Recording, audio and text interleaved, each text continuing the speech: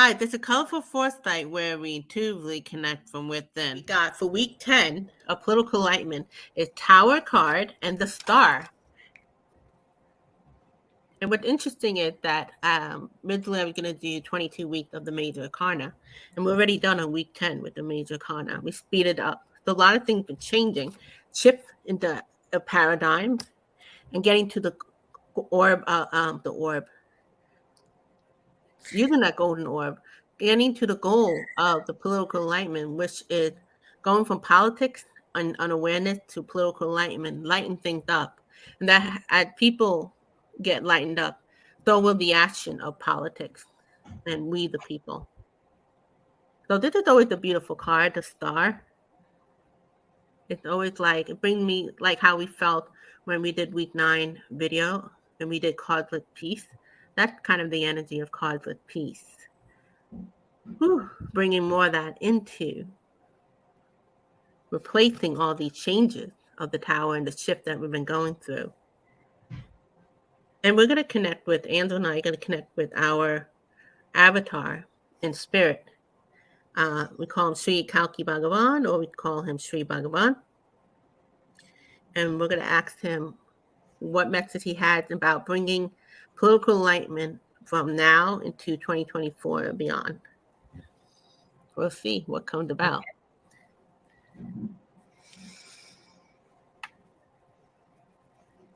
The first thing I get is the expression they use is happening.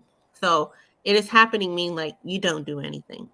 It's the gift of something higher than us that bringing that grace into humanity. So it's a happening thing. It's already happening.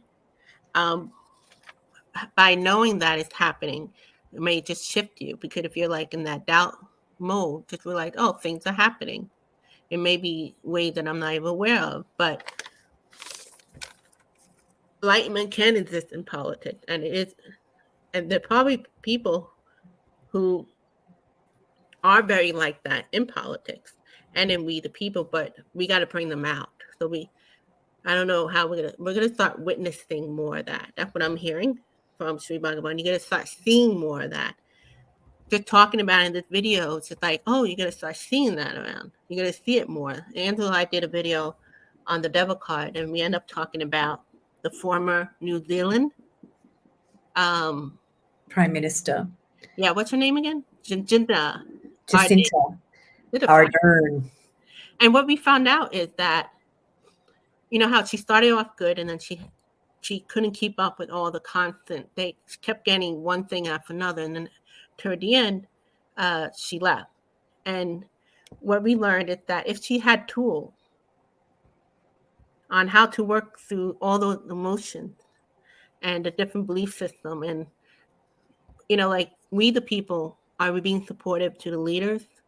We leave it to the leaders only to come up with solution, and we only focused on the negative. What about the positive? So if we had like a different mindset or a different way of being, maybe she could have thrived.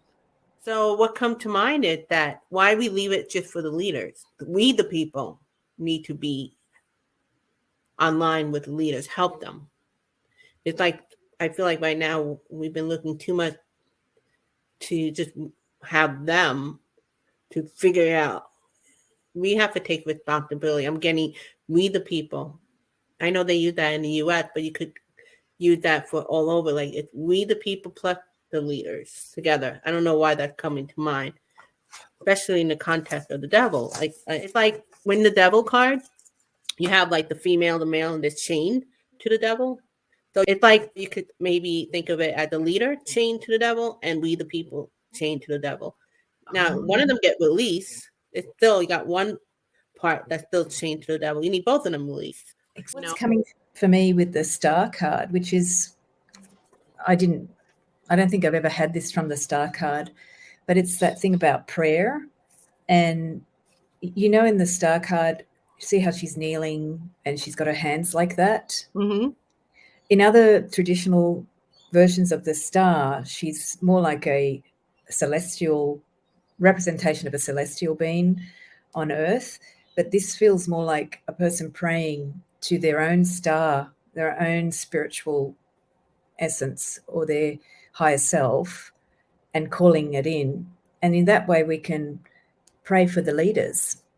So once we start praying for that leadership or praying for the leader to connect to their own internal starlight, their own essence, their own spiritual guiding star, that will take them outside of the tower, the shock of the tower, because the tower is quite disruptive and chaotic. And our world is going to be is already experiencing a lot of the tower. Right. So we're being forced to our knees in some ways to ask for grace. I mean, have you worked with people who pray a lot, Sylvia? I have. I didn't pray as much as I do now. I did when I was a little girl, then I stopped. And then I started again when I was, I don't know what age. What you think about those Sicilians that used to play with the rosary beads? And I personally, as a child, prayed by myself a lot. And I think I stopped as a teenager. And then I think I whinged for a decade or two. And I think I started more around in my 30s to start talking to God more obsessively. And then it evolved into prayer.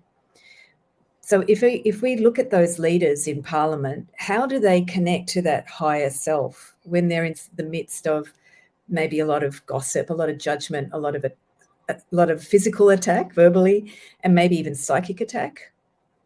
All of the major leaders experience psychic attack on the level that perhaps we're not conscious of because we don't really care, because we're too busy attacking them with our thoughts.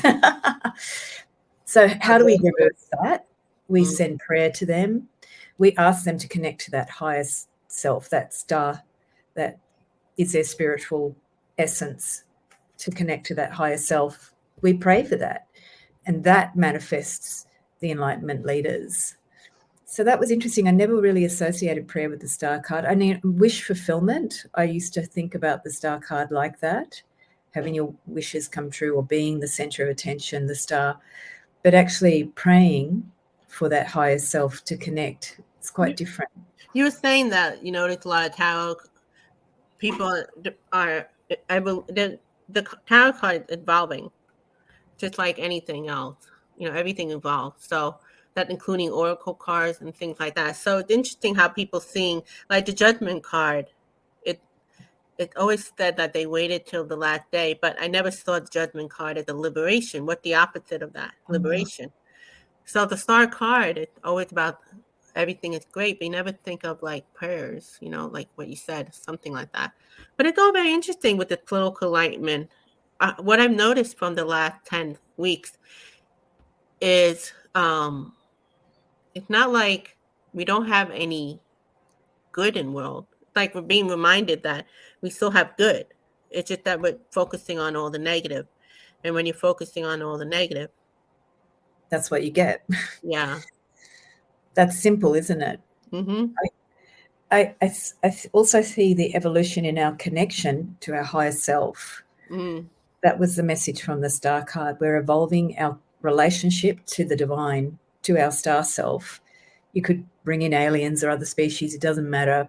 I always thought that obsession with some of the new age interesting communities to the other planets, they're actually really craving, hungry for their connection to their higher self, because their higher self has that universal connection to other species or other life forms in the universe, or to their guides. And that was very clear to me as well. The star was representing our, as a species, connection to the divine in ourselves. And so for our leaders, that's going to be evolving, because they are a part of us. We are a human species, we're a collective. And so how do the leaders tap into that higher consciousness if we pray for them to do so? And we did in week 9 video on temperament, and you saw the golden orb and you saw the earth. And you speaking about it with week 10, it's like one of the things that one of the organizations called ACOM, he said that the problem is that people who are grounded, they don't have that sense of connection with the universe. But then you have people who are like in the spiritual community or whatever, they're too out there and they're not grounded. So what you really want to do is bring that light into the planet, like lighten up the planet and everybody in it. And then you make different choices when you're in that certain vibe. Causeless peace. Is this the one that, no, that's video 9, week 9 too. We were talking about causeless peace. We don't even know what causeless peace means until you experience it yourself more and more. It's just a happening. It's just a happening until you experience it, will you understand it more. But that's pretty interesting for this week. Thank you very much, Angela. Thank you, Sylvia.